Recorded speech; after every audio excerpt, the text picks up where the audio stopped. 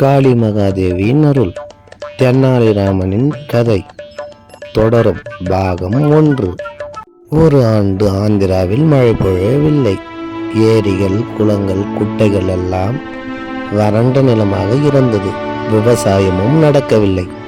அப்போது அந்த பகுதியில் வாழற மக்கள் தண்ணீருக்காகவும் உணவுக்காகவும் அங்கேயும் அங்கேயும் அலைஞ்சு திரிந்து கொண்டே இருந்தனர். அப்போது அந்த கிராமத்திற்கு ஒரு சாமியார் வந்தார். அப்போதுதான் அந்த கிராமத்தில் மழை பொழியத் தொடங்கியது.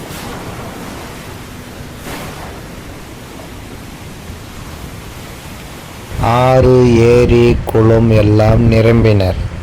மக்கள் சாமியாரை வணங்கி சாமியார் தான் நல்ல மழை கொண்டு வந்தார் என்று புகைந்தனர். இதை பார்த்த தென்னாலிராமன் நகைப்புடன் சிரித்தான். சாமியார் உடனே தென்னாலிராமனை பார்த்து இப்படி கேட்டார். தம்பி, ஏன் சிரிக்கிறாய்? ஐயா, நான் எதுக்கு சிரிச்சுன்னா, மழை பெய்வதும் பெய்யாமல் இருப்பதும் இறைவன் செயல். ஆனால் மக்கள் சாமியாரால் தான் மழை வந்ததுன்னு சொன்னாங்க பார்த்தியா, அதை நினச்சேன், சிரிப்பு வந்துருச்சு. எப்படின்னா காக்கா உட்கார பனைமழை வைந்த கதையாக மாறிடுச்சு. பனைமரத்தில் பனைமழம் பைத்திருக்கும். அந்த சமயத்தில் காக்கா அந்த பனைமழை மீது அமரும்போது பொத்தென்று கீழும். அதை போல தான் இப்போதும் நடந்தது. இதே போல் மக்கள் எல்லோரும் சாமியார் வந்ததால் தான் மழை பெஞ்சதுன்னு நினச்சாங்க. அதை நினச்சேன், சிரித்தேன். இதை கேட்ட சாமியார் தென்னாலிராமனை பார்த்து இப்படி சொன்னார். ஆம், நீ திறமை உள்ளவன்.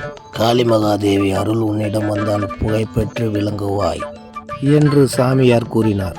சாமியார் சொன்னதை கேட்ட தென்னாலிராமன் தீவிரமாக காளியம்மன் கோவிலில் தவம் இருந்தான். ஓம் காளிகாதேவியே நமக. தவம் செய்து தென்னாலிராமன் இறுதியில் காளிகாதேவியை கண்டான். அனைவரும் பார்த்து பயப்படும் வகையில் காளிகாதேவி உருவம் இருந்தது. இதை பார்த்த தென்னாலிராமன் சிறிதும் தயங்காமல் தென்னாலிராமன் சிரித்தான்.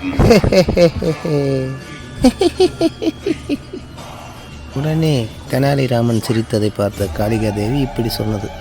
குழந்தாய், என் உருவத்தை பார்த்து எல்லோரும் பயப்படுவார்கள், நீ ஏன் சிரித்தாய்?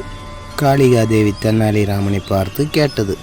அதற்கு தென்னாலிராமன், எனக்கு 1000 தலைகள் இருந்தாலும் கைகள் 2 மட்டுமே உள்ளது. உனக்கு சளி பிடித்தால் எப்படி 2 கைகளை வைத்து 1000 தலைகளையும் சுத்தம் செய்வாய் என்று நினைத்தேன். எனக்கு சிரிப்பு தாங்க முடியவில்லை. இதை கேட்டதும் காளிகாதேவி சிரிக்க ஆரம்பித்தார். அதன் பிறகு தெனாலிராமனுக்கு காளிகாதேவி வரம் கொடுக்க ஆரம்பித்தது. தெனாலி, நீ எந்த பிரச்சனையில் இருந்தாலும் நான் உனக்கு உதவுகிறேன். பேரும் புகழும் அடைவாயாக. காளிகாதேவி வரம் கொடுத்து மறந்துவிட்டது.